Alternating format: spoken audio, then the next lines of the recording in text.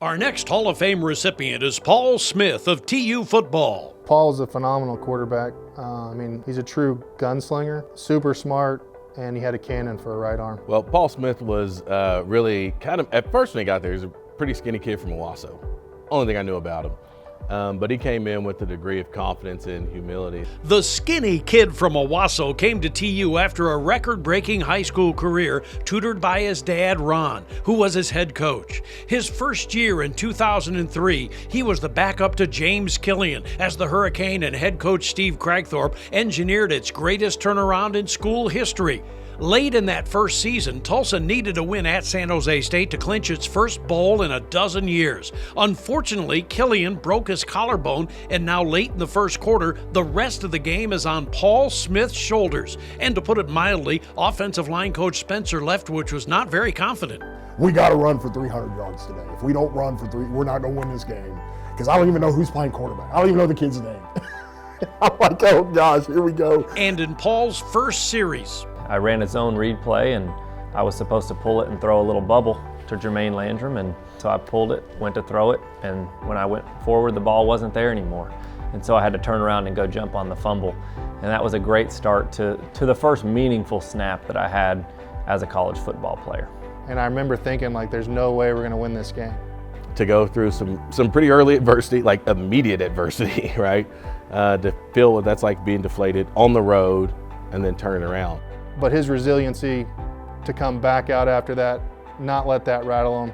We end up winning, I think it was 34-32. So he recovers, and TU goes to the Humanitarian Bowl. After a redshirt year in 2004, Smith was ready to take charge in 2005. He won the starting job, and after a tough early schedule, Tulsa goes on a tear. Part of that was snapping Southern Miss's long home winning streak. This came after Smith threw 2 interceptions, including a pick six. I think for Paul, it was a big game for him to kind of lead the team back, even making some early mistakes, to lead the team back, and again, as a quarterback, create some confidence going into the rest of the year. It wasn't going to shake him. He just went back out there. We kept plugging. We get the win. We get out of there. Tulsa finished the regular season strong and won the first ever CUSA championship and took on Fresno State in the Liberty Bowl. With Fresno trying to take Garrett Mills out of the game, Smith knew what to do. If you take away the throwback route, then the post is open over the top, and Paul did a good job of reading the play like he's taught to do, and found Ashland for some big plays, I think, on multiple occasions. Paul, I'll never forget, he one thing he was great at, and he showed obviously throughout his great career, he could throw a deep ball as well as anybody. Late in the game, it was tied, and Smith made a play. Paul had a move that I would just call like a sidestep on the sideline.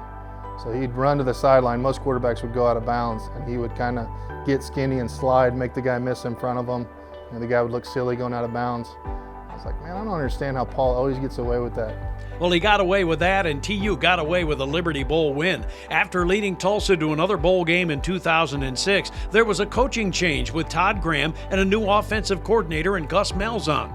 Moving from the Stubbs offense to the Malzahn offense, I don't think a lot of quarterbacks can do that and do all the things he did. And the Golden Hurricane broke the school record for total yards, passing yards, completions, and became the first ever NCAA team to have a 5,000-yard passer, 3 1,000-yard receivers, and a 1,000-yard rusher, all spearheaded by Paul Smith. Anytime you're leading the charge to do something that's never been done, it's mind-blowing, honestly. As he concluded his career with a victory in the GMAC Bowl, Paul Smith was the #1 passer in TU history.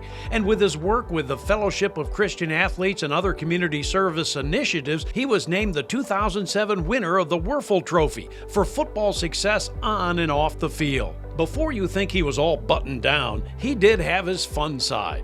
You know, he didn't come in with the bravado of I'm Paul Smith. He came in as kind of a bit of a goofball. He kind of had like the longer hair, so we used to call him Sunshine in reference to remember the Titans? He drove a Corvette and the license plate said go deep. Oh, we got a specialty license plate? Is that who we are? Playing the guitar, like that was his big thing. He's always playing the guitar. I know he believed that he could sing. He's not that bad, but he ain't great either. Well, he didn't go into singing, but he did go into the NFL with the Jacksonville Jaguars. And now Paul Smith goes into the TU Hall of Fame. Just want to say congratulations. Super pumped for you. No one can ever take something like this away from you. You're immortalized in TU football history forever. Man, enjoy your day. All the best, man. From all of us across the entire city of Tulsa, I want to say thank you for your contributions to the University of Tulsa and helping putting our city and our school on the map. Congratulations on the Hall of Fame induction. I can't think of anybody more deserving. And maybe someday, they'll set up an old alumni game and you and I can go out there and see who breaks a hip first. Congratulations, man. Proud of you. Please welcome the newest member of the University of Tulsa Hall of Fame, Paul Smith.